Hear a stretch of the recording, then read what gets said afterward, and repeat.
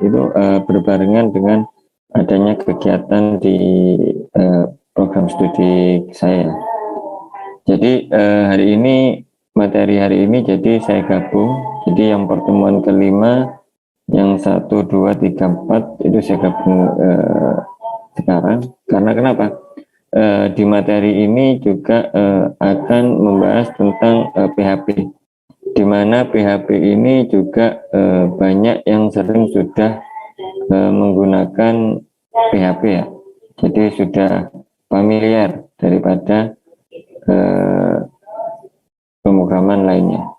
Jadi PHP ini yaitu sistem atau bahasa pemrograman yang sering sekali kita gunakan untuk membuat suatu sistem informasi yang berbasis website. Ya. Saya sharing dulu.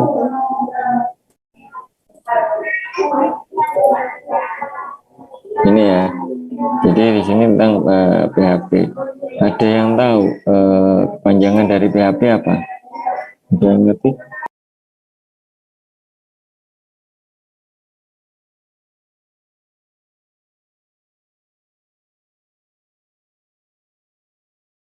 Hypertext Processor.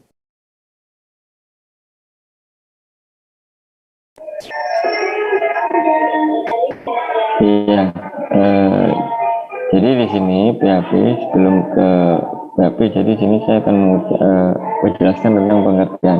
Dimana untuk pengertian PHP, bahasa script server ya. Jadi ini bahasa script server yang untuk menjalankan suatu pemrograman bahasa yang ada di server, dan alat yang ampuh untuk membuat halaman web yang dinamis dan interaktif.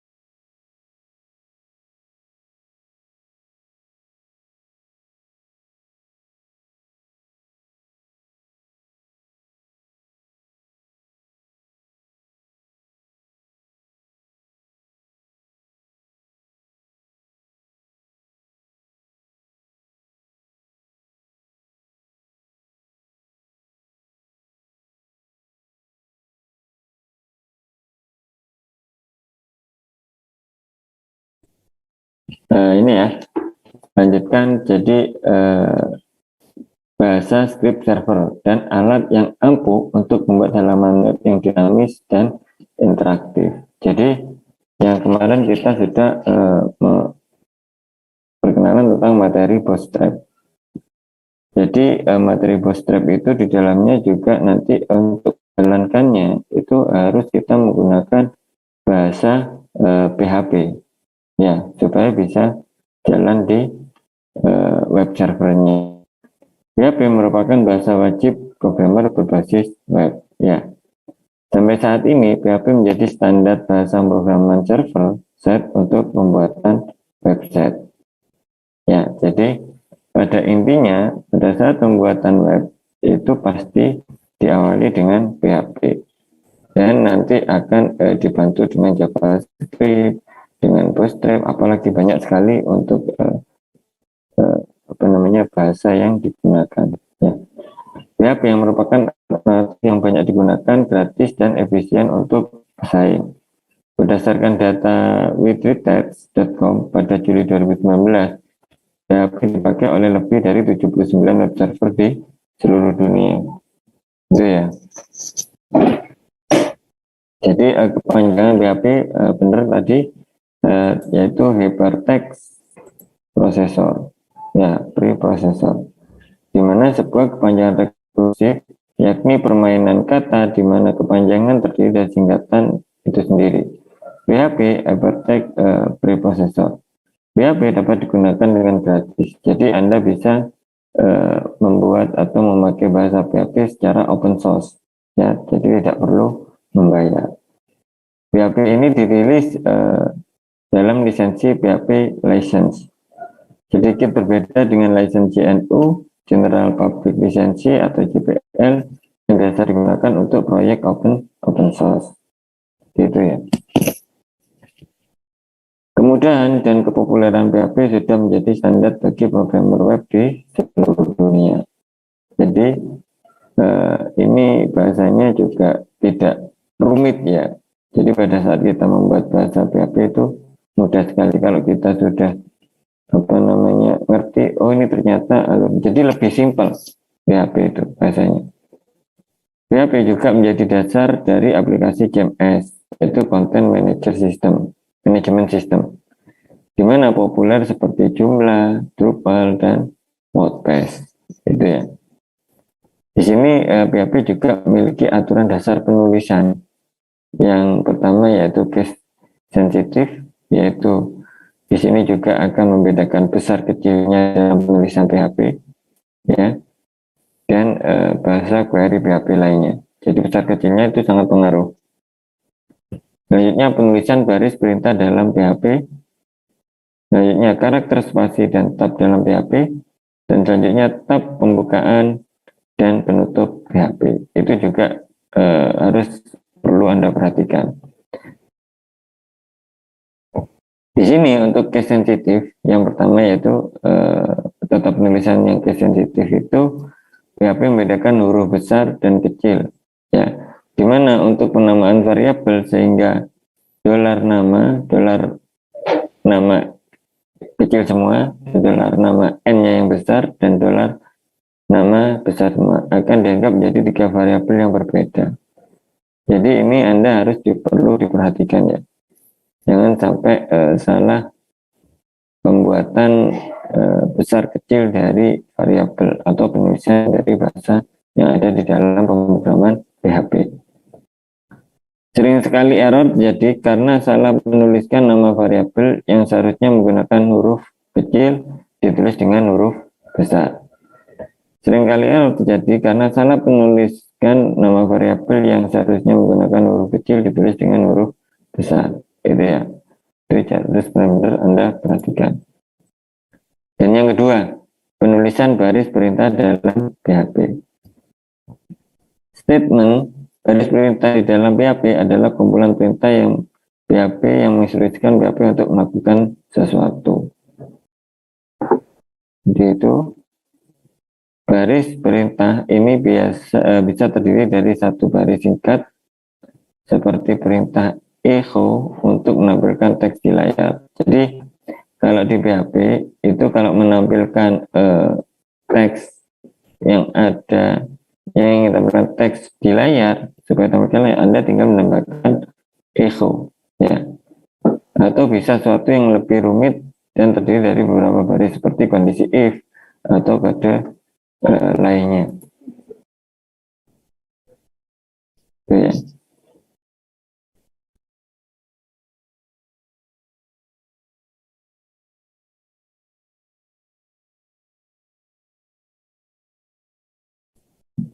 PHP menggunakan tanda semikolon atau titik koma. Ya ini ya titik koma ya sebagai tanda akhir baris perintah. Jadi sama seperti bahasa lainnya harus diakhiri dengan titik koma. Kumpulan baris perintah yang menggunakan tanda kurung kurawal seperti kondisi if atau perulangan loop tidak butuh tanda titik koma setelah kurung penutup. Gitu ya. Jadi selanjutnya karakter spasi dan tab dalam PHP. Secara umum karakter spasi dan tab diabaikan ketika mengeksekusi kode program PHP. Anda juga boleh memecah sebuah statement menjadi beberapa baris atau menyatukan beberapa statement dalam sebuah baris yang panjang, gitu ya.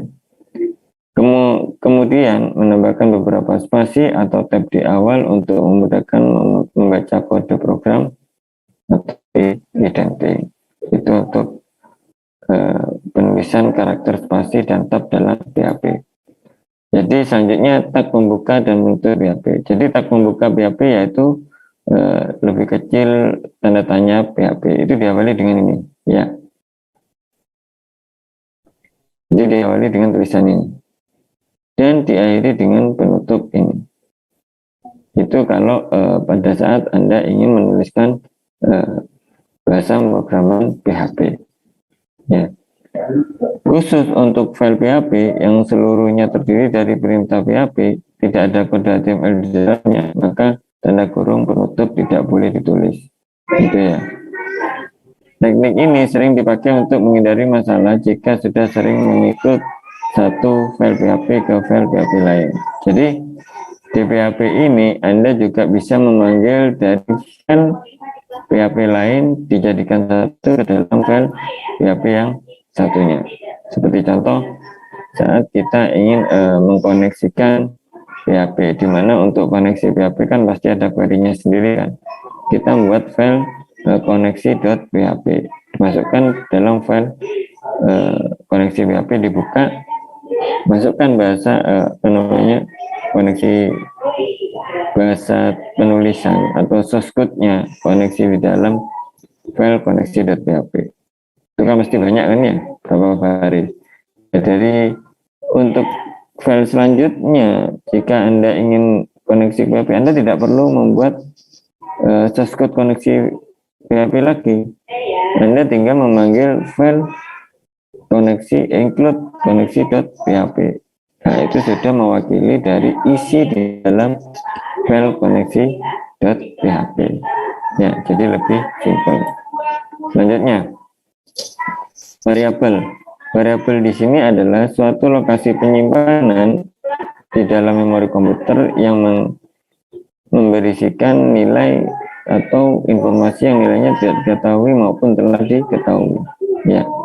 Dalam definisi bebasnya, variabel adalah kode program yang digunakan untuk menampung nilai tertentu. Nilai yang disimpan di dalam variabel selanjutnya dapat dipindahkan ke dalam database atau ditampilkan kembali ke pengguna. Nilai dari variabel dapat diisi dengan informasi yang diinginkan dan dapat diubah. Nilainya pada saat kode program yang berjalan, sebuah variabel memiliki nama yang digunakan untuk mengakses nilai dan variabel itu. Namun PHP memiliki beberapa aturan tentang cara penggunaan dan penulisan dari variabel. Ya. Jadi di variabel ini juga memiliki beberapa aturan untuk penulisan PHP. Yang pertama, penulisan variabel diawali dengan tanda $. Variabel dalam PHP bersifat case sensitif seperti tadi ya, kayak nama ya. Cara memberikan nilai kepada variabel. Variabel dalam PHP tidak memerlukan deklarasi terlebih dahulu. Variabel dalam PHP tidak bertipe. Variabel sistem PHP predefined atau variabel. Itu ya. Itu beberapa aturan. Untuk lebih jelasnya Anda bisa membaca di BKBN. Selanjutnya tipe data. Di mana tipe data integer adalah tipe data yang berupa angka bulat seperti 1, 22 dan -172. Jadi yang memiliki angka bulat ya. Tipe data integer umum digunakan untuk data dengan angka bulat seperti harga barang, jumlah stok dan jumlah mahasiswa yang tidak ada komanya. Ya, itu integer yang tidak memiliki koma. Jika data yang dimiliki kemungkinan akan mengandung pecahan, maka tipe yang digunakan adalah float. Jadi seandainya Anda ingin menggunakan 1,5 atau 22,5, itu nggak bisa menggunakan integer, tapi Anda harus menggunakan tipe data float. Ya, nilai integer dapat bernilai positif maupun negatif. Jika tidak diberi tanda, maka diasumsikan nilai tersebut adalah positif. Ya, jika seperti ini, maka ini positif. Kalau negatif 172 ya harus kita tambahkan nih negatif. Kalau tidak ada simbolnya maka dianggap sebagai positif. Nah, ini tipe data float. Di mana tipe data float ini jika disebut sebagai floating point atau real number adalah tipe data angka yang memiliki bagian desimal di akhir angka atau memiliki floating point. Floating point adalah istilah dalam bahasa Inggris untuk menyebut tanda titik yang menandakan bilangan desimal. Ya. Jadi contoh angka floatnya 0,9 atau 3,14. Jadi bisa menggunakan koma. Jadi ya kalau di float ya. Tipe data string adalah selanjutnya tipe data. Di sini juga terdapat tipe data string, di mana tipe data string yaitu gabungan dari huruf dan angka. Di mana tipe data yang berisi teks, kalimat, atau kumpulan karakter sebagai contoh A, saya sedang belajar PHP, atau PUT0R1AL PHP, tanda tanya, tanda seru. Itu berarti kita harus menggunakan string. Kalau menggunakan integer tidak bisa, menggunakan float juga tidak bisa, berarti harus menggunakan string. Tipe data string memungkinkan adalah tipe data yang besar, paling sering digunakan dan memiliki banyak fitur yang disediakan PHP. Jadi selama ini memang saya pernah membaca atau melihat teman-teman itu sering sekali menggunakan string. Ya. String dibanding dengan float, dibanding dengan integer, itu yang sering dipakai yaitu string. Selanjutnya, karakter yang didukung saat ini adalah 256 karakter ASCII. List karakter ASCII tersebut dapat dilihat di http://www.ascii.com. Ini ya. Selanjutnya, cara penulisan tipe data string. Jadi ada single quote, double quote, direct doc, sama no doc. Itu ya, ada tipe penulisan dari data stringnya. Ada 4 macam. Selanjutnya di operator.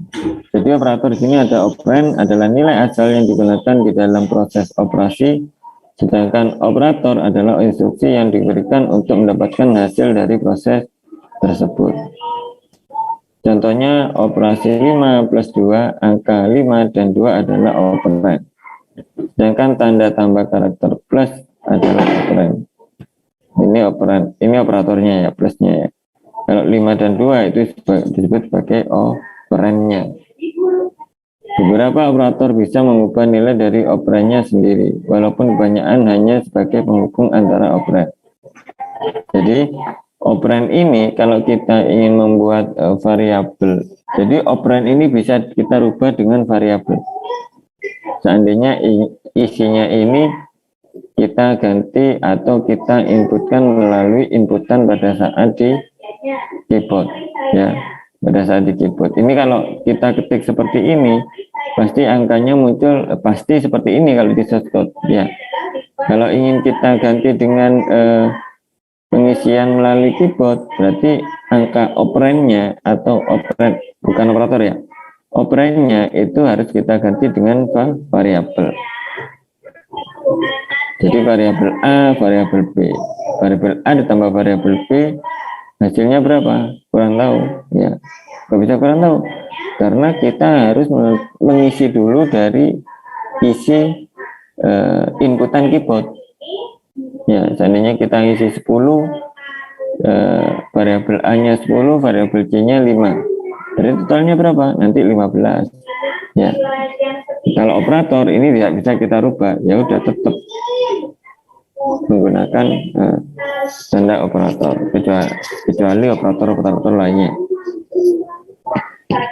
Beberapa operator bisa mengubah nilai dari operandnya sendiri, walaupun kebanyakan hanya sebagai penghubung antar operand. Operator di dalam PHP banyak meminjam contoh karakter dari bahasa C dan Ya. Operator ini dibedakan menjadi tiga. Yang pertama operator unary, operator binary, dan operator ternary. Gimana untuk unary? Yaitu operator hanya memiliki satu operan, contohnya karakter. Tanda minus, tanda minus digunakan membuat sebuah angka menjadi negatif, contohnya minus 5. Atau karakter plus 5 menjadi menegaskan nilai positif, contohnya plus 5. Itu ya. Binary adalah operator yang memiliki dua operan. Operator jenis ini adalah yang paling banyak digunakan, misalnya 5 kali 2 atau 10 banding 10/3. Operator ternary adalah sebuah operator yang memiliki 3 operan. Di dalam PHP hanya dikenal satu operator binary, yaitu operator kondisi. Ini dinamakan sebagai operator ternary. Selanjutnya yaitu operator aritmatika. Di mana operator aritmatika ini yang sering sekali kita gunakan untuk matematika, yang di dalamnya terdapat penambahan, pengurangan, perkalian, pembagian, modulus, dan eksponensial. Itu disebut sebagai operator aritmatika. Kebanyakan operator aritmatika dalam PHP bertipe binary yaitu membutuhkan dua operan, kecuali operan minus dan kecuali operator minus dan positif, yang merupakan operator tipe binary hanya membutuhkan satu operan aja. Dari ke-6 operator aritmatika dalam PHP tersebut, operator modulus $A persen $B memungkinkan terdengar baru. Operator ini menghasilkan sisa hasil bagi dari hasil bagian, misalkan 10% 3, hasilnya adalah 1. 10%-nya dari 3, ya, maka hasilnya 1. Biasanya operator modulus ini digunakan bersama-sama dengan operator pembagian. Ya. Selanjutnya operator assignment, yaitu operator gabungan, di mana operator penulisan singkat dengan menggunakan sebuah operator assignment secara bersamaan dengan operator lainnya. Dalam PHP, operator gabungan ini adalah operator yang assignment dengan operator lain seperti operator aritmatika, string, bitwise, dan lain-lain. Dimana di sini saya membuat ini variabelnya yang saya sebutkan tadi sama dengan 10. Ini masih inputan di dalam source code-nya, ya, belum inputan dengan menggunakan keyboard. Jadi di sini $A-nya itu adalah 10. Jika $A sama dengan 10, $A plus 5, $A minus 10, ego-nya $A sama dengan $A, ego-nya BR, ya. Untuk menampilkannya menggunakan ego, maka tampilannya apa? Ini B sama dengan 10, B plus 5 sama dengan B plus $B sama dengan $B plus 5. Ini ya. Jadi bisa kita menulis seperti ini dan juga bisa ditulis seperti ini, terserah, ya. Selanjutnya, operator perbandingan membandingkan nilai dari dua operan. Hasil salah satu dari true and false. Hasil pembandingan akan bernilai true jika kondisi perbandingan tersebut benar, atau false jika kondisi salah. Jadi ya, operan untuk operator perbandingan ini bisa berupa tipe data, angka, integer, atau float, maupun bertipe string. Operator perbandingan akan memeriksa nilai dan juga tipe dari data operan. Operator perbandingan ini sering digunakan untuk kondisi if, misalkan jika nama user ada di dalam database, maka jalankan kode programnya yang ada di KPM, ya. Selanjutnya operator increment dan decrement. Gimana untuk operator ini, yaitu menyebutkan suatu operasi seperti $plus A plus plus atau $A min. Ini maksudnya perulangan, jadi mengulang lagi, ya. Jika Anda telah mempelajari bahasa programan lain, operasi increment dan decrement ini sering digunakan dalam perulangan atau looping. Itu ya. Nanti kalau Anda ketemu dengan perulangan, pasti Anda membuat simbolnya seperti ini, increment ini. Ya. Dari label di atas terlihat bahwa terdapat dua jenis increment, yaitu pre-increment, ya, dan post-increment, dan dua jenis decrement, yaitu pre-decrement dan post-decrement. Selanjutnya, perbedaan keduanya terletak pada posisi mana tanda tambah atau kurang diletakkan.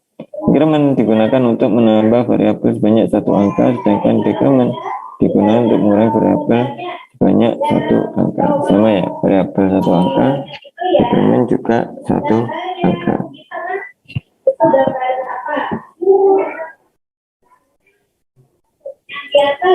Selanjutnya, operator logika digunakan untuk membandingkan dua inputan kondisi boolean, yakni true and false.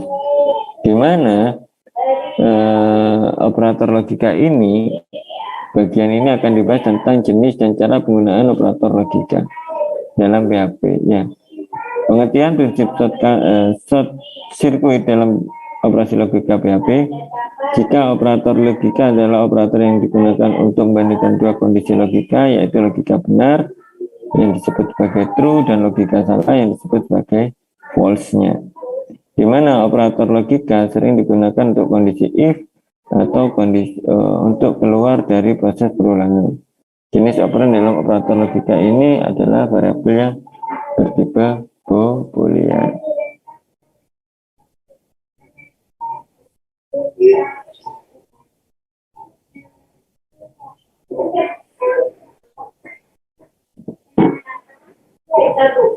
Selanjutnya kita masuk pada logika if and else, di mana pengertian struktur if dalam bahasa pemrograman adalah sebuah struktur logika yang untuk membuat percabangan alur. Ya. Cara sederhana, dengan menggunakan struktur if kita dapat mengatur apakah sebuah perintah akan dijalankan atau tidak tergantung pada kondisinya. Jadi jika kita ingin membuat nilai programan penilaiannya yang seandainya dari 80 sampai 100 itu nilainya A, dari 75 ke 80 itu nilainya AB. Jadi seperti itu. Bagaimana cara buat seperti itu? Kita harus menampilkan atau menggunakan bahasa pemrograman if else, ya. Struktur logika if setidaknya membutuhkan dua inputan, yaitu ekspresi logika di mana berisi kondisi yang harus dipenuhi dan perintah yang akan dijalankan jika kondisi logika tersebut terpenuhi. Selanjutnya, expression. Di mana expression ini kondisi yang harus dipenuhi agar statement dapat dijalankan. Hasil dari expression harus bertipe boolean. Selama hasil expression nilai true, maka statement akan dijalankan. Namun jika nilainya false, maka statement tidak akan dijalankan. Dalam pembuatan program biasanya digunakan operasi perbandingan sebagai expression. Pada contoh kita pertama, expression kita adalah nama Andi yang dimaksud bahwa jika isi variabel nama sama dengan Andi, maka jalankan perintah echo-nya. Ya. Namun expression if ini tidak harus berupa operasi perbandingan, namun bisa berupa variabel yang selama hasilnya adalah true, maka statementnya akan dijalankan. Itu untuk expressionnya. Selanjutnya, logical switch. Logika switch ini adalah sebuah struktur pencabangan yang akan memeriksa suatu variabel, lalu menjalankan perintah-perintah sesuai dengan kondisi yang mungkin terjadi untuk variabel tersebut. Dan selanjutnya, struktur switch ini mirip dengan struktur if yang ditulis berulang kalau ingin membuat sebuah program yang akan menampilkan data dari angka 0 sampai 5. Sehingga terdapat 5 kemungkinan yang terjadi. Kenapa kok bisa 6? Karena di sini angka 0 sampai 5 dihitung. 0-nya yang dihitung juga. 0, 1, 2, 3, 4, 5. Ya. Jadi kalau 0-nya dilompati berarti 1, 2, 3, 4, 5. 0-nya nggak dihitung. Berarti totalnya ada control break, di mana ketika proses perulangan berjalan ada kalanya programmer ingin segera keluar dari perulangan. Jika sebuah kondisi tertentu telah terpenuhi sehingga sisa proses perulangan tidak perlu dijalankan. Tapi saya lihat Ya. Misalkan dimiliki nama-nama mahasiswa yang tersimpan di dalam sebuah array atau di dalam database, gitu ya. Nantinya proses pencarian sederhana dapat dirancang dengan melakukan pencocokan secara berulang. Perulangan ini akan dilakukan sebanyak daftar mahasiswa yang ada. Break berfungsi sebagai perintah pada web server untuk menghentikan perulangan secara prematur, yaitu menghentikan perulangan di luar dari yang direncanakan. Ya, itu ya. Seandainya Anda ingin membuat perulangan, ini mau diulang mau sebanyak berapa kali. Seandainya Anda terlanjur mengetik perulangan sebanyak 100 kali, otomatis dia akan mengulang sebanyak 100 kali. Bagaimana cara menghentikan jika saya ingin 10 kali? Bukan boleh 10, tapi tetap 100, tapi yang muncul tetap 10. Bagaimana? Dengan menggunakan break, ya. Jadi kontrol continue, di mana perintah continue digunakan untuk menginstruksi perulangan dalam PHP, namun juga perintah break digunakan untuk menghentikan perulangan. Maka perintah continue hanya akan menghentikan perulangan untuk satu iterasi saja, lalu proses perulangan akan dilanjutkan. Itu untuk kontrol continue. Selanjutnya perulangan for, di mana perulangan for ini struktur organik perulangan adalah instruksi program yang tujuan untuk mengulang beberapa baris perintah. Dan selanjutnya dalam perancangan perulangan kode program, kita setidaknya harus mengetahui 3 komponen, yaitu kondisi awal dari perulangan perintah, kondisi yang akan diulang, serta kondisi di mana perulangan akan berakhir. Di dalam bahasa pemrograman terdapat beberapa jenis instruksi perulangan, yaitu struktur perulangan for.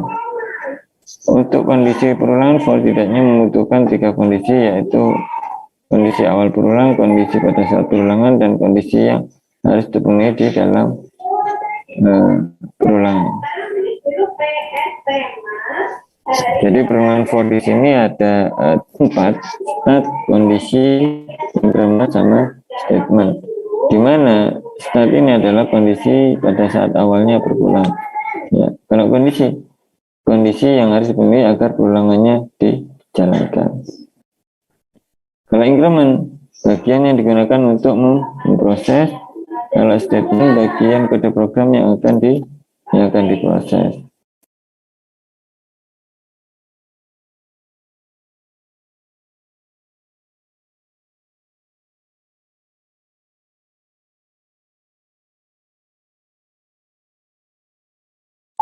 Oke, saya lanjutkan.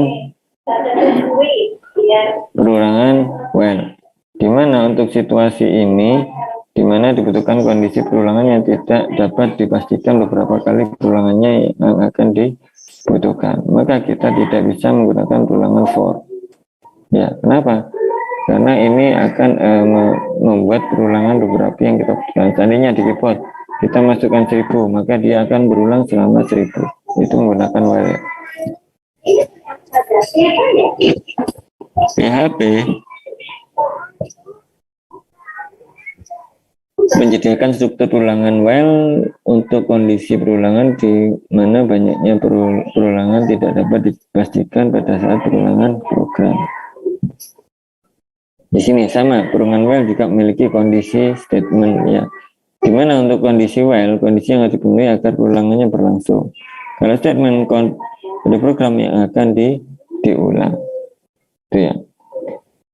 Tanda kurung kurawal diperlukan untuk membatasi blok program yang akan diulang. Jika statement hanya terdiri dari 1 baris, maka tanda kurung kurawal dapat diperlukan. Selanjutnya dual, di mana dual ini merupakan while dan dual yang dasarnya hampir sama dengan perbedaan terletak pada lokasi. Pengecekan kondisi perulangan dalam struktur while, pengecekan untuk kondisi perulangan dilakukan di awal, sehingga kondisi tidak terpenuhi maka perulangan tidak akan pernah dijalankan. Namun pada perulangan duel mengerjakan kondisi akan dilakukan di akhir perulangan. Sehingga walaupun kondisi adalah false, perulangan akan tetap berjalan minimal satu kali.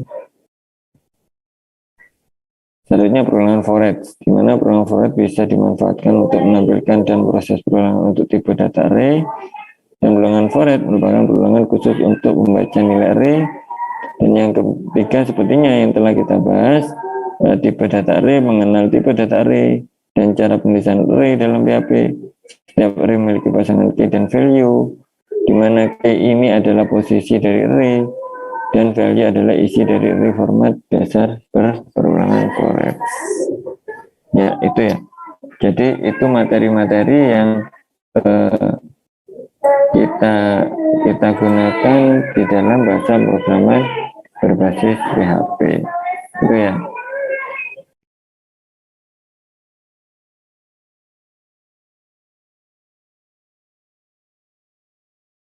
Nah, sampai sini ada yang tanyakan pada bahasa programan PHP?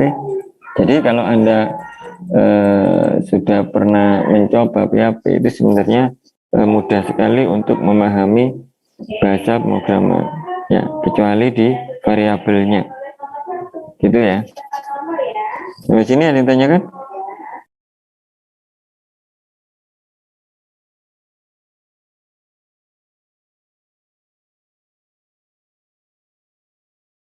Kalau nggak ada, silakan Anda coba buka BKPM-nya, ya, yang halaman 8. Bentar.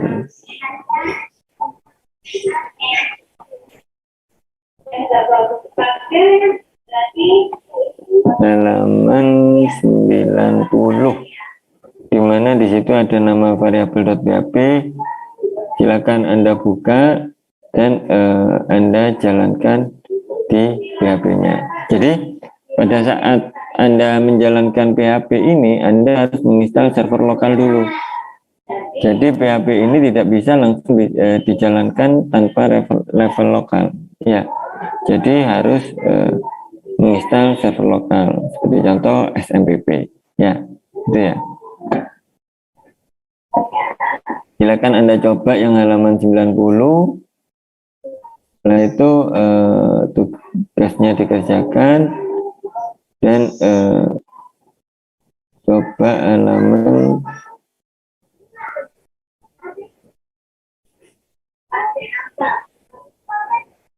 100, ya.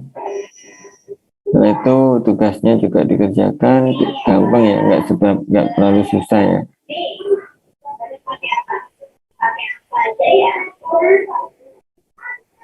Terus halaman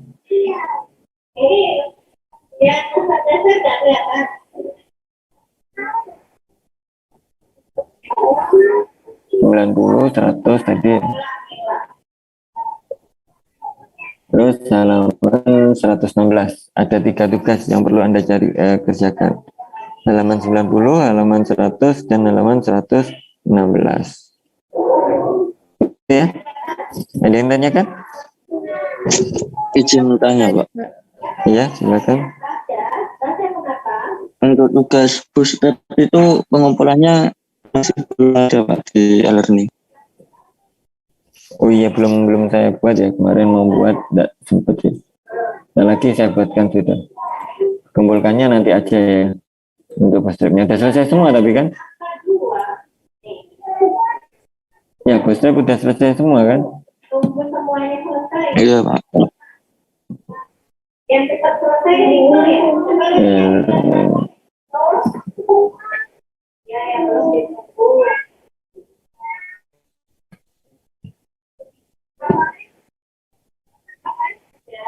Ya, itu ya. Ada lagi yang mau tanyakan? Ini ntar lagi saya tambahkan ya. Tanya, untuk Pak. Ya. Yang dikerjakan itu yang di prosedur kerja ya, Pak? Ya. Prosedur kerja itu dicoba.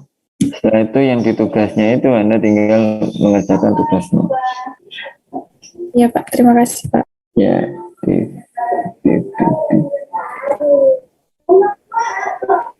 Nah, Berarti ini nanti masuk ke minggu keberapa? Minggu keempat ya? Kedua ada Desain bootstrap ya? Yang web boss, yang bootstrap itu minggu 4, yang ini minggu 5, Pak. Iya. kemanusiaan Ini terakhir. Dua.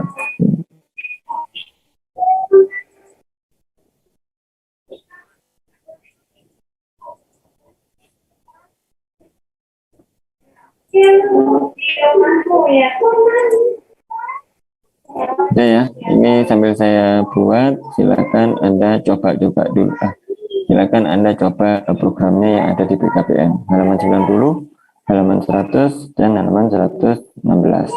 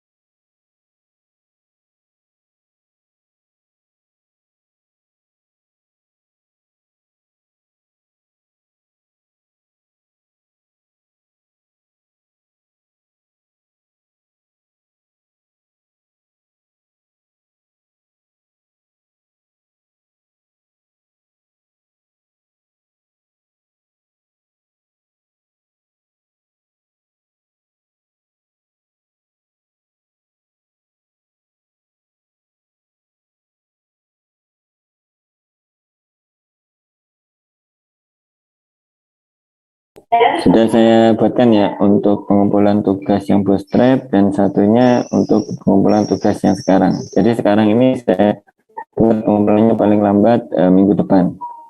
Ya, hari Jumat jam 11 malam. Itu ya. Baik, Pak. Ada yang ditanyakan? tapi kita boleh dipikir dulu, dibaca dulu.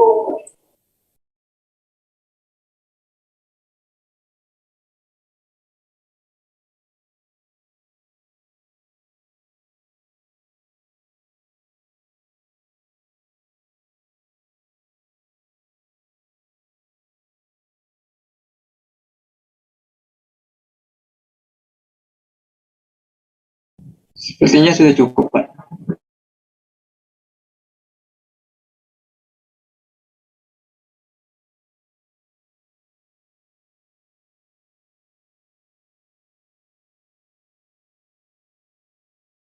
Kalau sudah cukup untuk perkuliahan hari ini saya akhiri ya, bisa Anda belajar lagi nanti kalau ada yang tidak paham Anda bisa tanyakan ke saya. Jadi pertanyaan itu bisa dikumpulkan ke koordinator CO-nya, nanti CO-nya bisa memberikan pertanyaan ke saya. Gitu ya. Untuk perkuliahan dan praktikum hari ini saya akhiri. Terima kasih banyak. Apabila ada tutur kata yang kurang berkenan, saya mohon maaf ya. Wabillahi taufiq. Wassalamualaikum warahmatullahi wabarakatuh. Waalaikumsalam.